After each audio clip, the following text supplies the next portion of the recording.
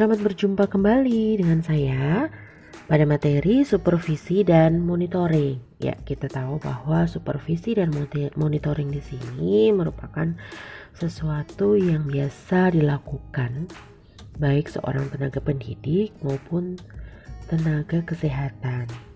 Ya, kita akan melihat dari beberapa hal apa saja yang akan disupervisi dan apa saja yang akan dimonitoring dari seorang bidan.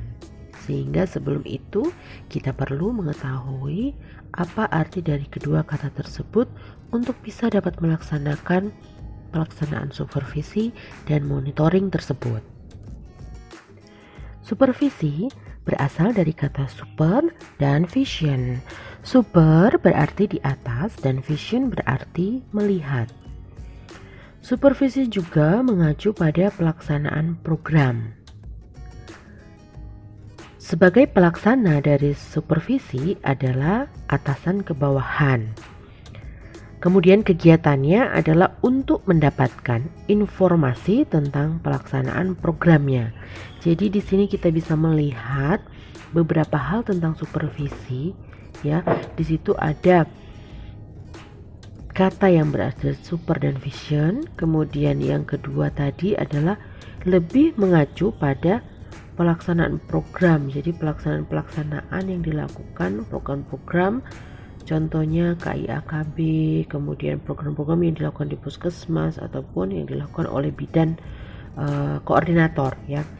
Kemudian dari atasan ke bawahan. Jadi kalau kita namanya mensupervisi ya berarti dari atasan ke bawahan, atau biasanya kalau saya beri contoh, kalau saya mensupervisi mahasiswa yang berada di lahan praktek yang sedang melaksanakan praktek, di mana saya mensupervisi, melihat apa saja yang sudah dilakukan selama dalam jangka waktu 1 minggu, target apa saja yang sudah didapatkan, ya, kemudian ada kendala atau tidak. Tapi seorang supervisor itu tidak mencari suatu kesalahan, tapi bagaimana dia sebagai fasilitator di situ, ya. Kemudian yang keempat tadi dia mengatakan bahwa untuk mendapatkan informasi tentang pelaksanaan programnya, ya. Jadi informasi-informasi apa saja yang bisa didapatkan dari program yang pada saat ini dilakukan. Jadi contohnya yang tadi, saya mensupervisi mahasiswa dari program praktek klinik kebidanan 1, program praktek klinik kebidanan 2, atau program wawancara dengan bidan, seperti itu. Jadi kita namanya mensupervisi, mencari informasi tentang program yang sedang kita lakukan. Selain itu, supervisi juga dapat diartikan melihat dan memperbaiki pengajaran. Mengapa dapat dikatakan bahwa melihat dan memperbaiki pengajaran? Tadi di atas saya sudah memberikan contoh bahwasanya dengan kita mensupervisi mahasiswa yang berada di lapangan yang melaksanakan proses pembelajaran di klinik, kita akan melihat bagaimana proses memperbaiki pengajaran tersebut. Jadi kalau ada kendala, kemudian teori yang didapatkan dengan yang ada di lahan apakah sesuai atau tidak, apakah memang bisa saling mengisi, ya. Kemudian supervisi juga merupakan suatu aktivitas pengawasan yang biasa dilakukan untuk memastikan bahwa suatu proses pekerjaan dilakukan sesuai dengan yang seharusnya. Ya, mengapa sesuai dengan yang seharusnya? Jadi kalau sudah pergi ke lahan, kemudian sudah ada target, sudah ada pencapaiannya, berarti kita melihat apakah memang benar suatu pekerjaan yang kita lakukan atau suatu tugas yang kita lakukan sudah dilakukan sesuai dengan target kompetensi atau wewenang yang sudah kita berikan sesuai dengan tanggung jawab atau tata tertib yang sudah disampaikan kepada mahasiswa maupun kepada pihak lain. Kemudian selanjutnya, supervisi menurut Burton yang dikutip oleh Ngalim Purwanto mendefinisikan bahwa supervisi yang baik mengarahkan perhatiannya kepada dasar-dasar pendidikan dan cara-cara belajar serta perkembangannya dalam pencapaian tujuan umum pendidikan yang bertujuan memperbaiki dan mengembangkan proses belajar mengajar secara total. Kalau supervisi yang menurut Barton yang dikutip oleh Ngalim Purwanto di sini memang dia lebih cenderung ke supervisi dalam proses pengajaran. Tetapi paling tidak secara umum semua supervisi adalah pencapaian tujuannya memperbaiki dan mengembangkan segala sesuatu program, ya salah satunya adalah program pendidikan, kemudian program-program yang dilakukan oleh bidan, ya sebenarnya hampir sama semua. Intinya adalah bagaimana kita memberikan proses pembelajaran, pengembangan pada junior, kemudian pada mahasiswa-mahasiswa kebidanan yang mungkin kemungkinan juga sementara praktek itu dan lain sebagainya. Adapun sasaran supervisi yang pertama adalah supervisi akademik. Supervisi akademik di sini sehubungan dengan pendidikan dan proses belajar mengajar. Yang kedua, supervisi administrasi. Supervisi administrasi merupakan suatu kelengkapan dokumen dari beberapa program pelaksanaan. Sasaran yang ketiga adalah supervisi lembaga. Lembaga yang berasal dari pemerintah, profesi, yayasan, dan perusahaan. Jadi intinya sasaran supervisi ini dibagi atas 3 bagian ya, akademik, administrasi, dan lembaga. Tinggal kita berada dalam posisi yang mana pada saat ini ataupun nantinya pada saat kita bekerja. Slide berikutnya merupakan prinsip-prinsip bagaimana kita menjalankan supervisi. Prinsip yang pertama adalah sistematis. Sistematis di sini artinya kita melakukan secara teratur, terencana dengan menggunakan instrumen. Instrumen itu seperti apa? Contoh penilaian. Saya memberikan contoh yang konkret saja. Mungkin untuk saat ini saya memberikan contoh di mana kita dalam proses pembelajaran seperti ini. Biasanya kita melakukan secara teratur, ada jadwal, terencana sesuai dengan jadwal, menggunakan instrumen. Contoh, dalam proses presentasi itu ada instrumen penilaian bagaimana presentasi yang baik. Kemudian, instrumen bagaimana Anda membuat tugas. Nah, dalam RPS itu ada rancangan untuk tugas. Di situ sudah ada poinnya juga. Kemudian ada penilaiannya di bawah. Itu merupakan satu instrumen. Jadi kita intinya adalah sistematis, teratur ya, dan terencana. Kemudian yang kedua adalah objektif. Apa sih yang dimaksud dengan objektif? Objektif merupakan data yang didapat berdasarkan observasi nyata dan bukan merupakan tafsiran. Jadi memang benar-benar kita dapat bahwa pada waktu kita mensupervisi, kita mengetahui ternyata mahasiswa ini sudah melakukan target kompetensi dengan mandiri dalam pertolongan persalinan, ya. Atau kalau kita sebagai seorang bidan secara objektif kita menilai bawahan kita bahwa secara program kesehatan ibu dan anak sudah dilakukan secara teratur, penulisan kohort, kemudian pembuatan PWSKIA atau penilaian wilayah setempat seperti itu. Yang ketiga adalah demokratis. Demokratis di sini maksudnya adalah menjunjung tinggi asas musyawarah, jiwa kekeluargaan, dan menerima pendapat orang lain. Jadi kita sebagai supervisor di situ tidak bisa dalam arti mencari kesalahan ya, dalam arti mencari kesalahan, kemudian dengan kita mensupervisi malah menjadi sesuatu hal yang saling bertolak belakang, dalam arti nanti marah, kemudian akhirnya tidak bersahabat atau yang lain sebagainya. Kemudian untuk prinsip selanjutnya adalah konstruktif dan kreatif.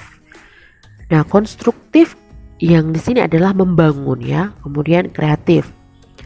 Maksudnya adalah membina inisiatif dan mendorong untuk aktif menciptakan suasana di mana orang akan merasa nyaman dan dapat mengembangkan potensinya yang didapat dari informasi sebagai umpan balik dan mengadakan penilaian berdasarkan proses. Jadi, seperti halnya saya dan Anda. Saya sebagai supervisi, Anda sebagai mahasiswa. Saya ingin melihat bagaimana Anda melakukan presentasi dengan baik. Di situ dalam proses presentasi, kita harus bisa menciptakan suasana agar kita merasa nyaman ya.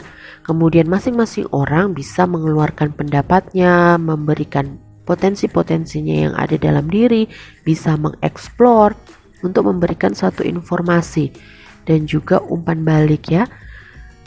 Sehingga proses-proses penilaian, contohnya penilaian presentasi kelas, kemudian penilaian tugas itu dapat berjalan dengan baik. Ya, itu namanya konstruktif dan kreatif dari prinsip-prinsip supervisi. Oke, apa sih yang dimaksud dengan fungsi supervisi? Ya, supervisi juga memiliki fungsi, teman-teman. Nah, fungsi yang pertama di sini adalah mengkoordinasikan. Ya, mengkoordinasikan. Kemudian yang kedua melengkapi. Yang ketiga memperluas pengalaman. Ya. Kemudian yang keempat menstimulasi usaha-usaha yang kreatif. Ya. Kemudian yang kelima memberikan fasilitas dan penilaian yang terus-menerus. Selanjutnya mampu menganalisa situasi, memberikan pengetahuan dan skill kepada setiap staf. Kemudian mengintegrasikan tujuan program dan membantu meningkatkan kemampuan. Intinya dari fungsi supervisi adalah dengan proses pembelajaran dari atasan ke bawahan, ya, kita mampu mengkoordinasikan segala sesuatu. Jadi saya dan Anda, saya diharapkan untuk bisa menjadi orang supervisor, saya bisa mengkoordinasikan kelas ini. Oh, kelas ini dengan mengkoordinasikan saya memberikan RPS, membagi. Kemudian ada tugas, sudah disesuaikan, RPS-nya sudah lengkap, ada tanggal, ada jam ya. Kemudian saya juga memperluas pengalaman. Pengalaman di sini maksudnya apa? Dengan saya mengajar Anda, saya juga memperluas pengalaman, memperluas bagaimana skill saya ya, menstimulasi usaha-usaha yang kreatif tuh bagaimana. Oh, saya harus memberikan metode pembelajaran yang menarik nih kepada mahasiswa. Saya harus mencari terobosan-terobosan yang baik nih. Bagaimana supaya sama-sama kita bisa tahu, kemudian kita bisa mengerti apa yang saya ajarkan, kemudian kalian juga bisa memahami apa yang saya berikan ya. Nah, fasilitas seperti apa? Fasilitas dan penilaian yang terus-menerus. Seperti ini sebenarnya merupakan suatu fasilitas di mana dengan saya memberikan metode pembelajaran, mungkin melalui YouTube, kemudian ada juga di SIA. Ya, ada Zoom di SIA. Kemudian penilaian itu yang terus menerus dari tugas, kemudian ada ujian blok ya, kemudian ada ujian skill. Itu juga merupakan satu penilaian yang terus menerus ya. Kemudian kita menganalisa situasi dengan memberikan contoh adalah dengan menganalisa situasi seperti ini saya melihat ternyata di dalam Zoom kita juga bisa ada kendala. Nah, dengan menganalisa situasi itu bagaimana saya sebagai seorang supervisor harus bisa mengambil tindakan ke depan. Harus kita memiliki solusi yang tepat. Ya, dengan kita memberikan pengetahuan dan juga skill, ya, skill kita kepada semua orang, terutama kepada Anda semua, ya. Kemudian bagaimana kita mengintegrasikan apa yang akan saya berikan atau materi apa yang saya berikan, kita integrasikan dari berbagai ilmu.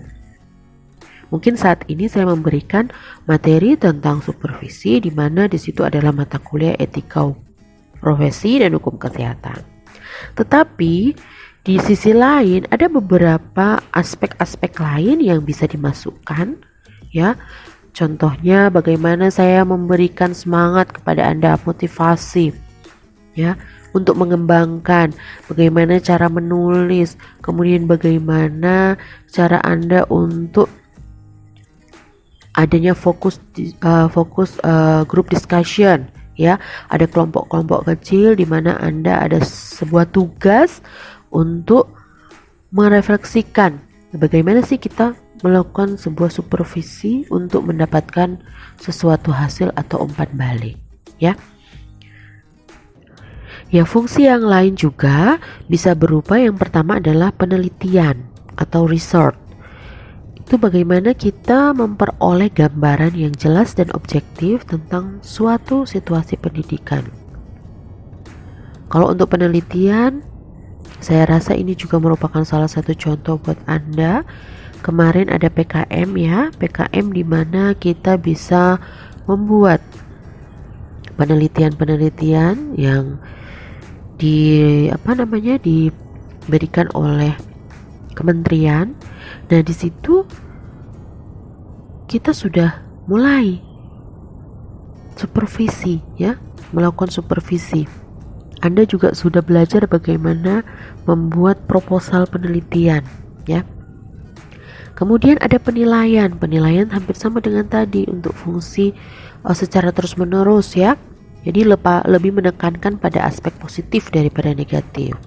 Untuk evaluasinya, kita biasakan bahwa evaluasi ini adalah lebih menekankan pada segala sesuatu yang bersifat positif, sehingga nanti untuk penilaiannya berlaku secara objektif, ya. Kemudian fungsi yang lain yang ketiga adalah perbaikan atau improvement. Nah, bagaimana sih kenapa perbaikan atau supervisi itu bisa improvement? Ya, dengan adanya supervisi itu kita dapat mengetahui bagaimana situasi pendidikan, kemudian proses pengajaran, kemudian program-program yang sudah dijalani bidan, contohnya berada di puskesmas, program untuk pelaksanaan supervisi kan cukup banyak juga, ya. Kemudian pada situasi-situasi umum yang terjadi, ya. Jadi ada perbaikan-perbaikan atau improvement. Dengan saya memberikan metode ini, kira-kira bisa kita evaluasi. Evaluasinya seperti apa? Masukannya bagaimana sehingga butuh perbaikan. Fungsi yang lain yang keempat adalah sebuah pembinaan. Jadi yang dimaksud dengan pembinaan di sini itu merupakan suatu bimbingan atau guidance ke arah pembinaan diri yang disupervisi. Contoh, salah satu supervisi mungkin dari bimbingan akademik dengan mahasiswa. Bagaimana dalam grup bimbingan akademik saya selalu mensupervisi bagaimana keadaan Anda semua, bagaimana tugas-tugas yang Anda lakukan, apakah penelitian PKM-nya sudah dibuat, ya. Jadi intinya kita melakukan pembinaan. Di situ kita mengarahkan, kita memberikan suatu motivasi, memberikan penilaian, sehingga guidance itu akan mudah untuk dilakukan, baik saya sebagai seorang dosen maupun sebagai seorang anak didik, ya. Seperti itu, ya, fungsi-fungsi dari supervisi yang lain. Nah, bagaimana sebuah teknik supervisi? Jadi bagaimana teknik supervisi itu sih, bagaimana, ya? Saya melihat dan mengambil dari Gwyn dalam Sahertian dan Mataheru menyebutkan bahwa teknik supervisi itu terdiri dari individual deviation atau bersifat individual dan group device atau bersifat kelompok. Nah, individual di sini maksudnya antara lain adalah contoh kunjungan kelas, observasi kelas, percakapan pribadi, saling mengunjungi kelas dan menilai diri sendiri. Nah, sedangkan untuk kelompok diantaranya adalah panel of forum discussion, curriculum laboratory, directed reading, demonstration teaching, professional libraries, supervisory bulletin, teacher meeting, professional organization, workshop of group work. Nah, itu contoh-contoh. Jadi kalau individu, saya mengunjungi kelas. Bagaimana saya mengobservasi kelas? Dengan di Zoom saya melihat, oh ternyata ada beberapa hal saya observasi. Ada yang bisa membuka kamera, ada yang tidak bisa. Kemudian ada yang bisa mendengarkan dengan baik, ada ternyata suaranya putus-putus, seperti itu dengan individu. Nah, kalau kelompok bisa ya, tadi ada contoh forum diskusi. Nah, itu juga sudah dibagi dalam kelompok-kelompok, kemudian dilakukan diskusi di dalam satu pertemuan. Itu merupakan teknik supervisi ya, tadi intinya ada dibagi atas dua, teknik secara individu dan teknik secara kelompok. Slide berikutnya adalah kiat menjadi seorang supervisor. Nah, kita untuk menjadi seorang supervisor juga harus memiliki daya kreativitas tinggi atau sense of creativity. Kemudian komunikatif ya, suka berdialog, berjiwa estetika dan etika ya, terbuka terhadap gagasan orang, transparan dan jujur, kemudian tanggung jawab dan tanggung gugat.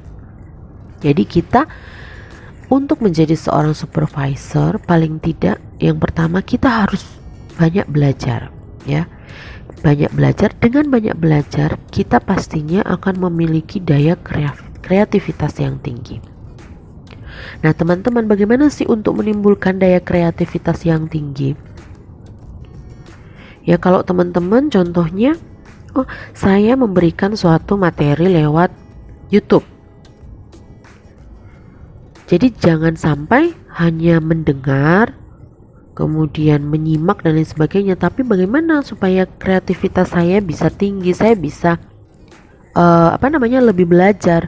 Berarti dengan saya mendengar, saya menyiapkan buku dan alat tulis untuk bisa meresum hal-hal apa saja yang dirasa penting untuk bisa disiapkan dalam proses nanti adanya ujian. Itu juga merupakan satu daya kreativitas tinggi. Jadi kita untuk menjadi seorang supervisor, salah satunya adalah daya kreativitas yang tinggi. Kemudian komunikatif. Jadi teman-teman, kalau kita komunikatif dengan teman-teman semua yang berada di dalam satu kelas, kita akan tahu apa sih yang dibutuhkan oleh teman kita.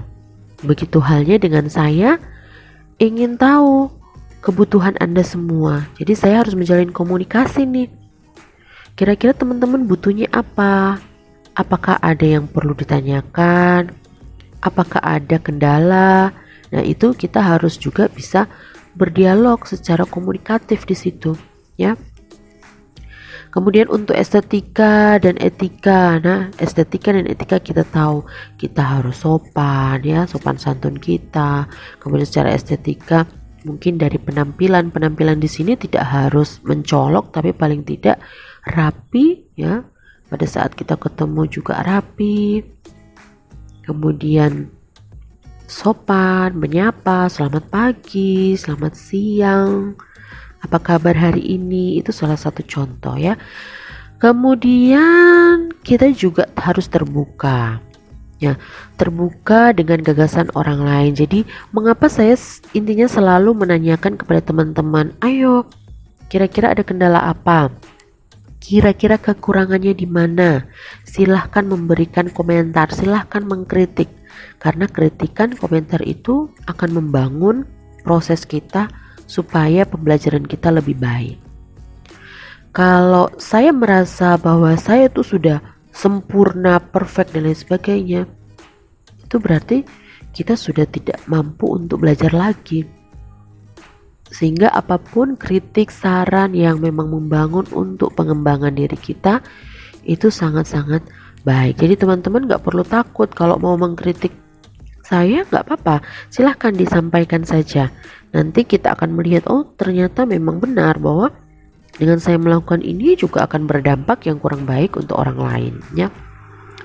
Dan kita juga harus transparan dan jujur. Jadi kita untuk komunikasi pun harus bisa untuk lebih terbuka. Dengan kita melakukan pengajaran seperti ini, saya memiliki tanggung jawab kepada Anda semua bagaimana supaya Anda bisa menjadi seorang bidan.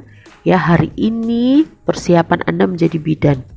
Besok sehingga sudah lulus bisa menjadi bidan yang memiliki semangat dan kreativitas tinggi, komunikatif, suka berdialog ya, berjiwa estetika, memiliki attitude yang baik, terbuka, transparan dan jujur.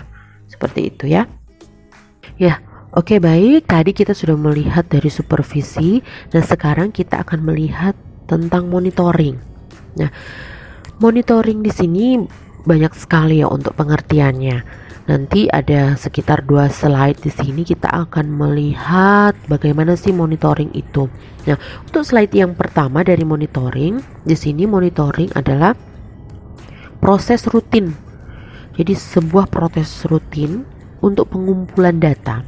Jadi untuk pengumpulan data dan pengukuran kemajuan atas objektifnya suatu program. Ya, kemudian memantau perubahan yang fokus pada proses dan luaran. Monitoring juga menyediakan data mentah untuk menjawab suatu pertanyaan. Pengertian yang kedua, monitoring merupakan kegiatan untuk mengikuti suatu program dan pelaksanaannya secara mantap, teratur dan terus-menerus dengan cara mendengar, melihat dan mengamati, serta mencatat keadaan dan perkembangan program tersebut. Nah, tadi kalau kita melihat definisi supervisi itu agak berbeda dengan monitoring. Nah, kalau di sini kan tadi yang kita dengar, saya sampaikan untuk supervisi adalah mengacunya pada pelaksanaan program. Jadi pelaksanaan pelaksana program ya. Tapi kalau monitoring perkembangan program tersebutnya itu juga beda ya. Jadi supervisi adalah pelaksanaan program, kalau monitoring itu adalah perkembangan dari suatu program. Pengertian selanjutnya dari monitoring merupakan kegiatan mendapatkan informasi program melalui melihat, mencatat, mendengarkan, dan mengamati secara terus-menerus. Sama dengan supervisi. Supervisi juga super yang berarti atas, vision berarti melihat. Tapi untuk monitoring lebih komplit lagi. Dia tidak hanya melihat tapi juga mampu untuk mencatat, mendengarkan, mengamati secara terus-menerus.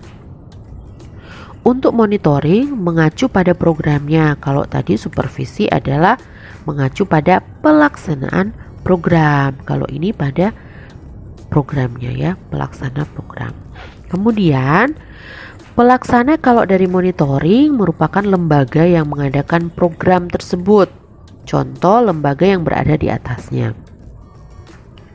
Jadi kita melihat monitoring di sini kan lebih intinya adalah program yang di atasnya yang kita monitor. Tapi kalau untuk supervisi itu dari atasan ke bawahan. Nah, itu bedanya di situ juga. Ya, kemudian untuk monitoring kegiatannya untuk mendapatkan informasi tentang suatu programnya. Jadi tentang suatu programnya itu bagaimana? Suatu program itu apa? Nah, bedanya dengan supervisi itu adalah informasi tentang pelaksanaan program. Nah, jadi nanti teman-teman bisa membedakan ya, bedanya supervisi dan monitoring itu di mana. Nanti bisa kita cek lagi dari pengertian-pengertian tersebut, akan kita tahu di mana perbedaan antara supervisi dan monitoring.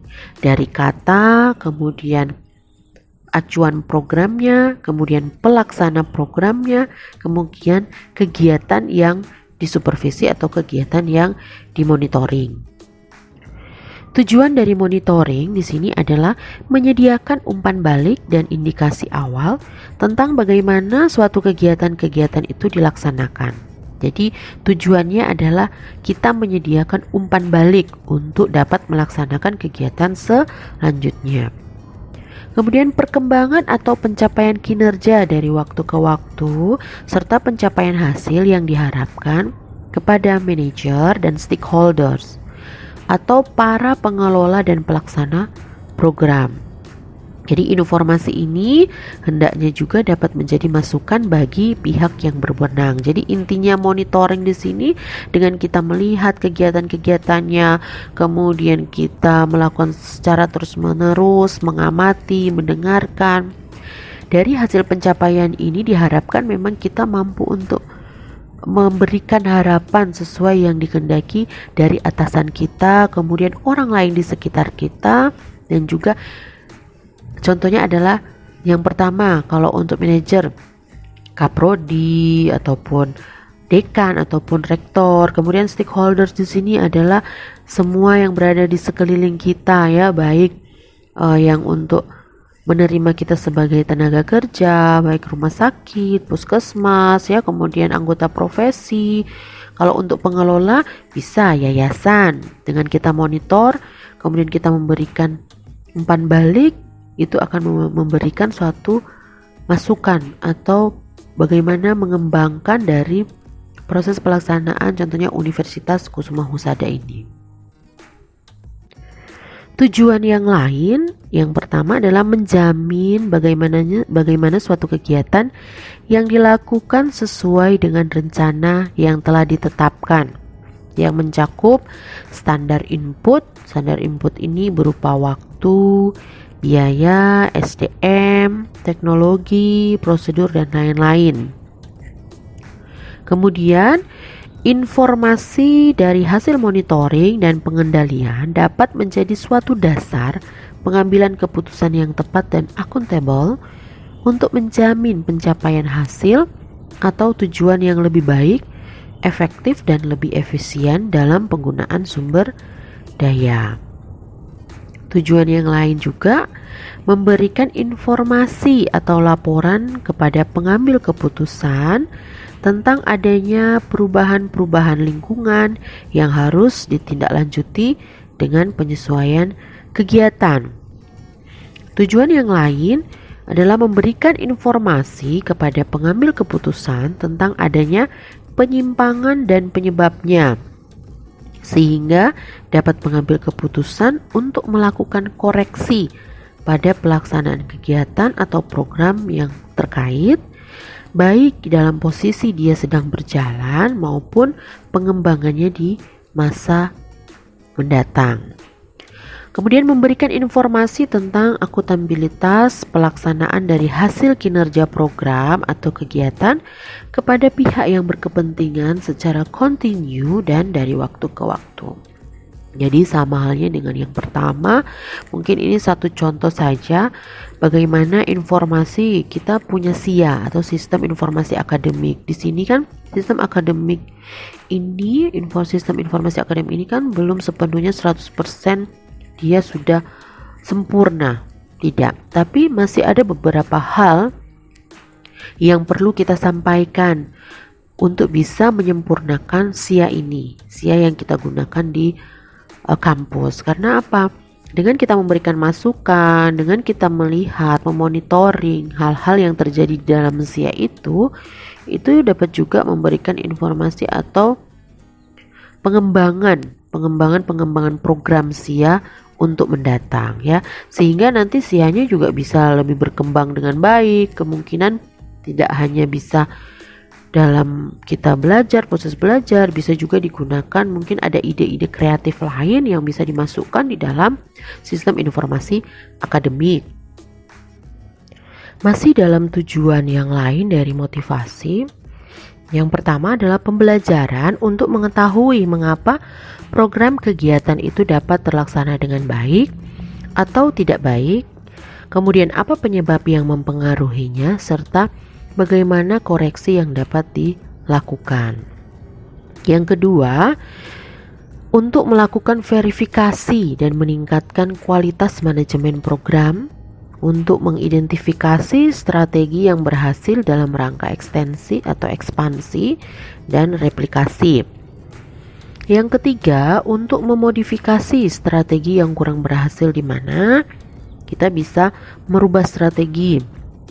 Ya, dari contohnya metode yang sudah kita berikan ternyata ada kendala, ada kurang puasnya atau bagaimana, kita mengubah strategi supaya mahasiswa juga tidak bosan dalam proses pembelajaran ya.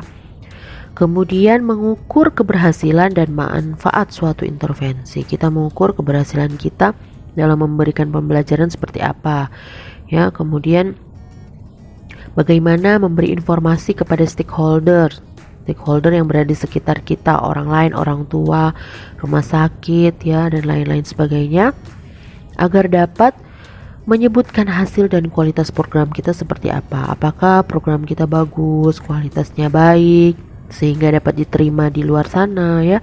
Kemudian memberikan justifikasi atau validasi kepada donor, mitra atau konstituen yang berkepentingan. Jadi hal-hal yang bekerja sama dengan kita mampu memberikan suatu justifikasi atau validasi bahwa kita memang mampu untuk bersaing, kita memiliki akreditasi. Nah, itu seperti itu merupakan salah satu juga justifikasi atau tujuan-tujuan lain sehingga Kusuma Husada, Universitas Kusuma Husada bisa dikenal di banyak tempat. Kemudian secara justifikasi kita memiliki akreditasi, sehingga itu merupakan juga satu tanggung jawab untuk dimonitoring secara terus-menerus dalam waktu 5 tahun. Untuk teknik-teknik dari monitoring, yang pertama di sini adalah teknik-teknik yang sering digunakan dalam pendekatan. Salah satunya adalah wawancara dan observasi. Jadi pada waktu kita memonitoring itu ada 2 teknik yang bisa digunakan. Yang pertama adalah wawancara dan yang kedua adalah observasi. Nah, kedua teknik ini digunakan untuk memantau suatu kegiatan, peristiwa, komponen, proses, dan hasil dan pengaruh program yang dilaksanakan. Ya, saya memberikan contoh untuk wawancara dan observasi. Biasanya kan saya selalu bertanya kepada Anda, bagaimana untuk kuliahnya? Ada kendala? Kemudian apakah bisa diterima? Ada yang kurang dipahami? Nah, itu merupakan suatu pemantauan kegiatan. Itu juga wawancara. Selain wawancara, saya mau observasi Anda semua yang berada di Zoom.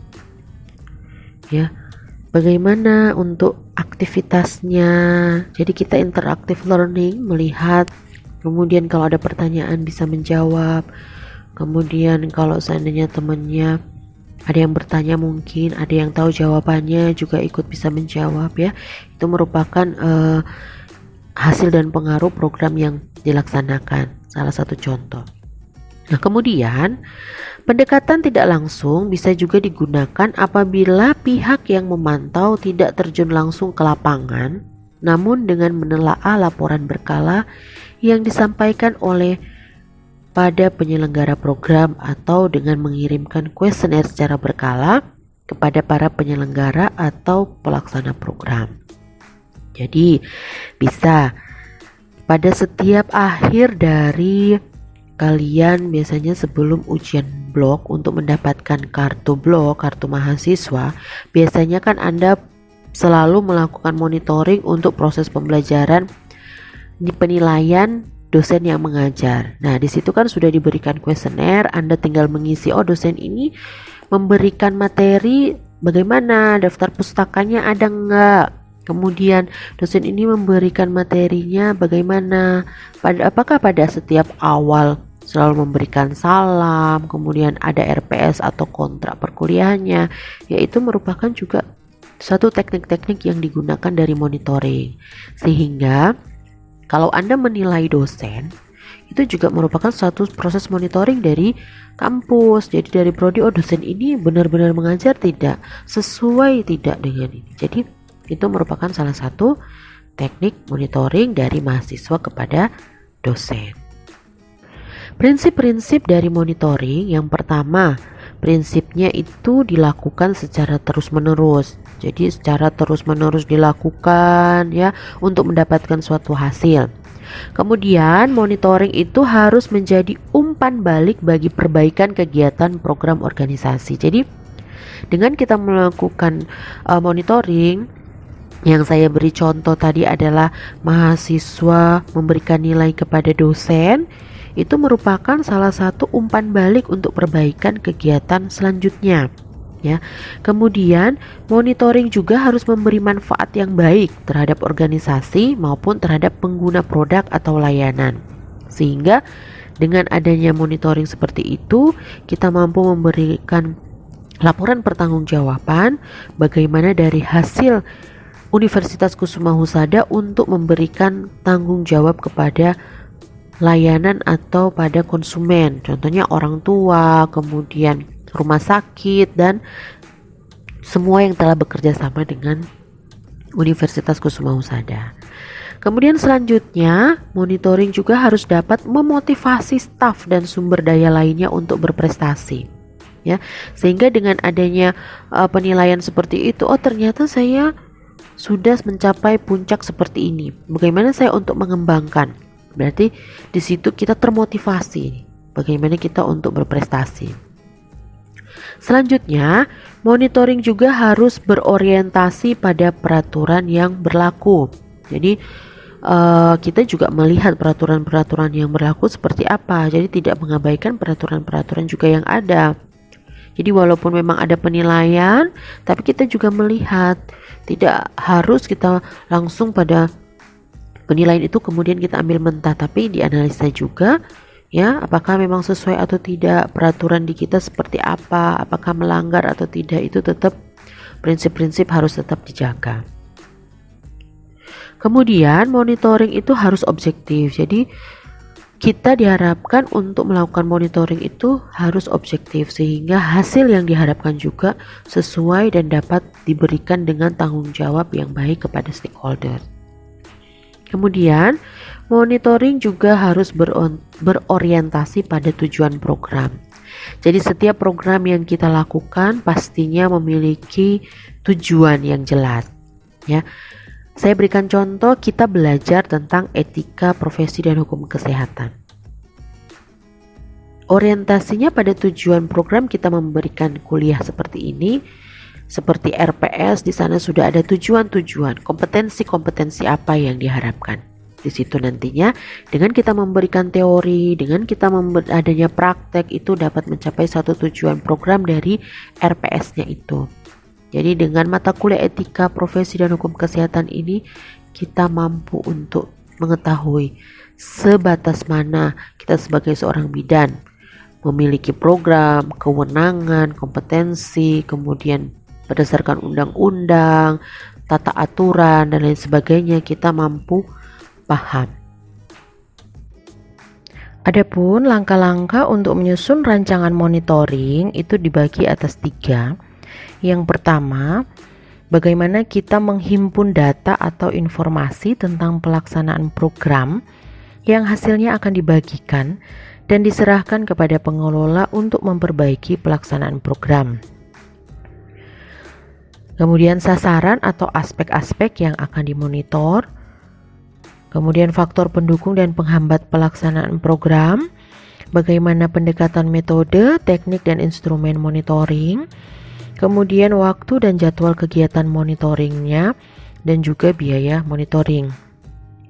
Kemudian rancangan yang kedua untuk langkah-langkahnya adalah melaksanakan kegiatan monitoring dengan menggunakan metode, teknik, dan instrumen yang telah ditetapkan dalam langkah pertama.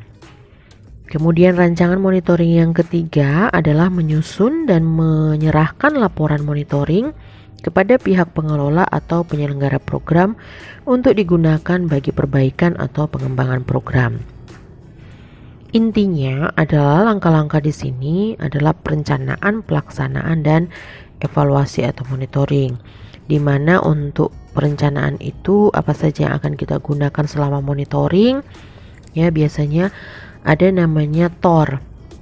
TOR di sini maksudnya di situ sudah ada tujuan-tujuan, biaya, kemudian panitianya siapa saja yang akan memonitori, jadwalnya, ya.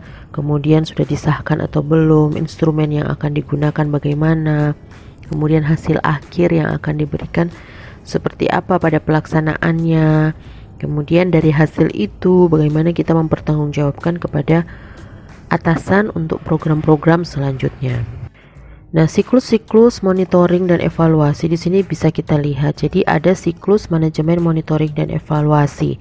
Intinya sebenarnya ada 4, ya, perencanaan, pelaksanaan, kemudian monitoring dan evaluasi, kemudian tindakan. Ini bisa disebut dengan siklus cycle atau lingkaran. Dia akan terus menerus dan terus menerus, tidak akan lepas. Jadi dari perencanaan, pelaksanaan, kemudian monitoring dan evaluasi.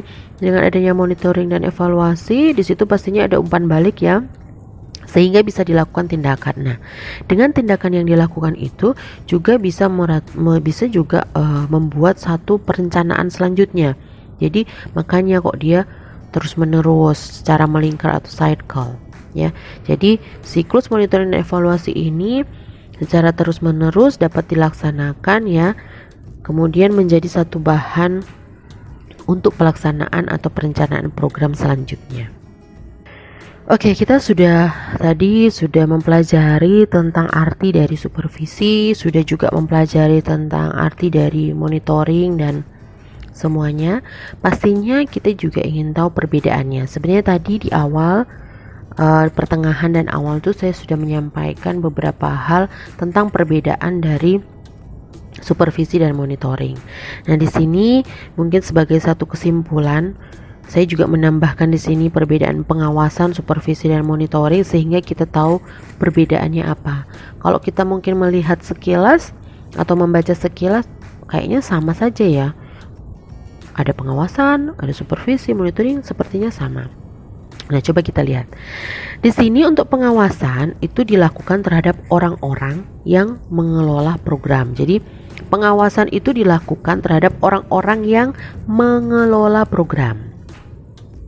Sedangkan supervisi dilakukan terhadap pelaksanaan program.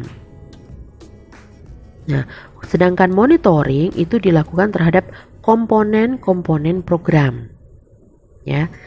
Kemudian monitoring juga selain berkaitan dengan pengawasan dan supervisi, dia juga mempunyai hubungan erat dengan penilaian program. Jadi dari perbedaan pengawasan, supervisi dan monitoring mungkin akan lebih jelas, ya, dari tadi yang disampaikan. Jadi kalau pengawasan, ya, kita mengelola orang yang mengelola program tersebut. Jadi kita mengawasi sebagai seorang pengawas, ya. Kemudian contohnya juga, kalau seandainya kita supervisi, kita kan hanya kepada pelaksana program atau orang yang melakukan program tersebut kita supervisi. Nah, untuk monitoring itu lebih luas cakupannya. Jadi monitoring itu di samping pengawasan, dia juga merupakan supervisi. Jadi ibaratnya monitoring itu lebih tinggi dibandingkan pengawasan maupun supervisi, seperti itu, ya. Jadi ada perbedaannya. Kemudian juga tadi saya sudah menyampaikan untuk perbedaannya. Kalau supervisi hanya melihat, ya, kemudian kalau monitoring itu lebih kompleks, ada melihat, mengamati, menulis dan bla bla bla, ya. Kemudian mengacu pada programnya, pelaksana program kalau supervisi, ya, seperti itu. Jadi ada beberapa, mungkin nanti Anda bisa pelajari kembali dari pengertiannya. Di situ akan Anda temui beberapa perbedaan-perbedaan juga. Tapi yang di sini itu sudah disimpulkan dari awal sehingga kita mampu dengan jelas mengerti akan perbedaan dari supervisi dan monitoring. Nah, saat ini kita belajar juga kan tentang supervisi dan monitoring yang dilakukan oleh tenaga kesehatan, khususnya kita sebagai seorang bidan. Nah, kita sebagai seorang bidan sebenarnya memiliki banyak program pelayanan kebidanan. Nanti pada slide berikutnya akan diberikan contoh program-program apa saja sebagai contoh pelaksanaan pelayanan kebidanan yang dilakukan di masyarakat. Nah, salah satu program yang dilakukan untuk khususnya pelayanan kebidanan, yang pertama Bidan Delima. Bidan Delima itu juga merupakan satu program dari kebidanan. Jadi dalam arti punya organisasi tertentu, kemudian dilakukan, kemudian memiliki juga rancangan-rancangan sistem monitoring, ya. Bidan Delima itu memiliki rancangan sendiri bagaimana sistem monitoring yang dia sudah lakukan. Kita bisa melihat contoh di sini monitoring yang dilakukan oleh Bidan Delima. Yang pertama ada laporan bulanan 4 secara rutin. Bidan Delima diminta untuk mengirimkan laporan kepada PCIB untuk diteruskan ke PP dan ditembuskan ke PD sehingga dapat dianalisis kemajuan, perkembangan dan hambatan yang dihadapi di lapangan. PC di sini maksudnya adalah pengurus cabang, PP itu adalah pengurus pusat, kemudian PD adalah pengurus daerah. Kemudian yang kedua, rancangan yang kedua, merancang instrumen penilaian kualitas. Jadi di situ ada juga instrumen penilaian kualitas dari Bidan Delima. Instrumen atau tools yang dibagikan dan diisi oleh beberapa sampel Bidan Delima setelah 6 bulan pelaksanaan program. Kajian ini dibagikan melalui pengurus cabang IB setempat dan dikirimkan kepada pengurus daerah dan pengurus pusat untuk proses analisis selanjutnya. Nah, rancangan yang ketiga, pada saat monitoring lapangan oleh pengurus cabang, pengurus daerah, pengurus pusat, dan fasilitator akan dilakukan secara inkognito untuk observasi konsistensi kualitas pelayanan Bidan Delima. Nah, semua hal temuan akan dianalisa oleh unit pelaksana Bidan Delima pusat untuk dilaporkan kepada semua cabang dan provinsi dan dipergunakan sebagai pertimbangan dalam proses perencanaan selanjutnya. Nah, mungkin ini Anda juga lebih paham ya, ternyata dari monitoring itu perencanaan, kemudian pelaksanaan, kemudian dievaluasi. Titik akhir pada tahap evaluasi adalah untuk proses perencanaan selanjutnya. Untuk program-program selanjutnya dari pelayanan kebidanan ada program kesehatan ibu dan anak. Biasanya dilakukan supervisi, monitoring menggunakan KMS ya, kartu menuju sehat, MTBS, kemudian PWSKIA ya, kartu-kartu yang lain yang digunakan. Intinya untuk pelayanan kebidanan itu program apa saja? Yang pertama, bagaimana program kita menilai kompetensi bayi baru lahir, kemudian bayi balita dan anak prasekolah, remaja, program apa saja yang dilakukan di puskesmas untuk remaja ya, ada konseling, kemudian ada buku juga untuk raport untuk siswa, kemudian masa sebelum hamil ya, masa kehamilan, program masa persalinan, pasca keguguran, masa nifas, masa antara, kemudian masa klimakterium, pelayanan keluarga berencana, dan juga pelayanan kesehatan reproduksi. Ini semua merupakan program yang dilakukan oleh Bidan. Sehingga kita juga perlu tahu undang-undang kebidanan ya, Undang-Undang Kebidanan nomor 4 tahun 2019, kemudian ya Kepmenkes nomor 320 tahun 2020. Itu semua kompetensi-kompetensi seorang bidan sudah ada di situ, dan juga itu merupakan satu program yang dilakukan oleh bidan di masyarakat, puskesmas ataupun klinik ataupun rumah sakit. Program-program itu yang dilakukan. Kemudian bagaimana analisis proses supervisi dan monitoring bidan yang dilakukan? Bagaimana sih cara menganalisis supervisi, prosesnya, monitoringnya? Sebenarnya di awal sampai di akhir tadi itu sebenarnya juga sudah merupakan suatu analisis dari supervisi dan monitoring. Nah, bagaimana caranya untuk menganalisis supervisi dan monitoring bidan? Yang pertama dengan adanya kunjungan lapangan. Dengan adanya kunjungan lapangan kita mampu menganalisis proses yang terjadi di lapangan, tempat kita akan melihat bagaimana program itu bisa dijalankan dengan baik. Kemudian pelaksanaan wawancara ya, penyebaran kuesioner, kemudian review dokumen. Jadi apa yang sudah kita dapat kita review kembali, apakah memang sudah sesuai secara objektif dilakukan, sudah dijawab semua kuesionernya ya. Kemudian adanya workshop atau focus group discussion. Jadi untuk workshop focus group discussion di sini dengan adanya pelaporan-pelaporan seperti itu tetap dilakukan untuk penyamaan persepsi ya, kemudian menganalisa bersama ya, baik individu maupun kelompok.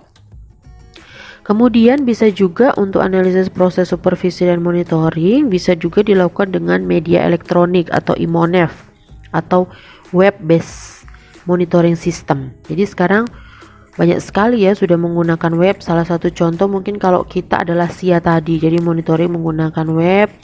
Semua sudah disiapkan dari presensi, tugas, kemudian nilai, jurnal dan lain sebagainya itu sudah melalui web. Ya, jadi itu beberapa hal tentang analisis proses, supervisi dan monitoring seorang bidan.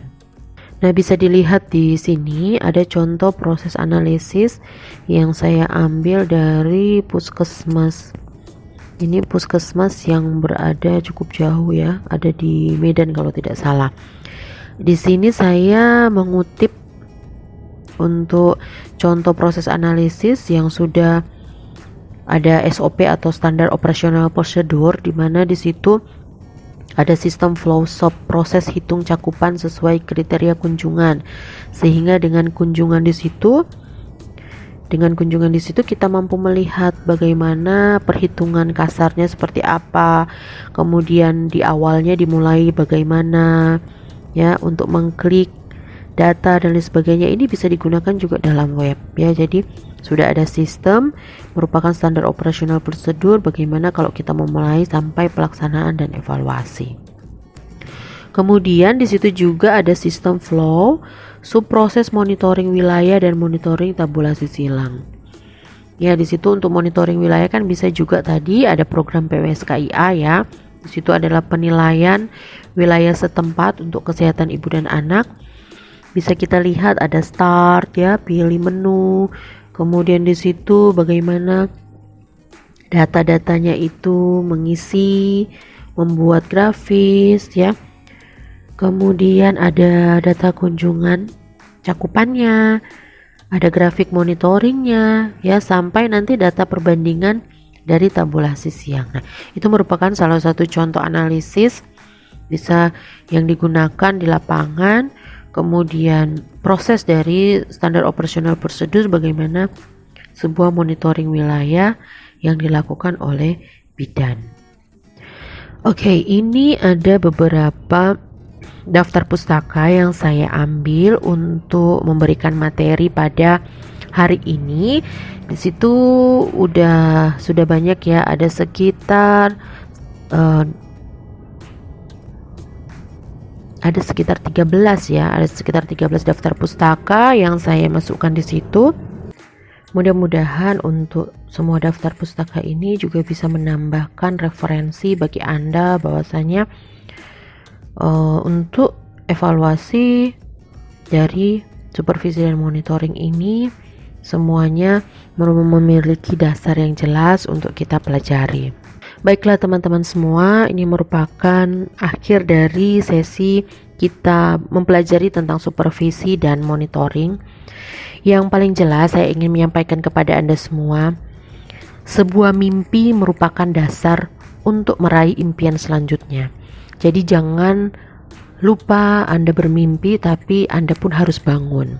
Jadi tidak hanya bermimpi, tapi juga harus bangun untuk mengusahakan supaya impian-impian selanjutnya dengan adanya mimpi itu bisa kalian raih.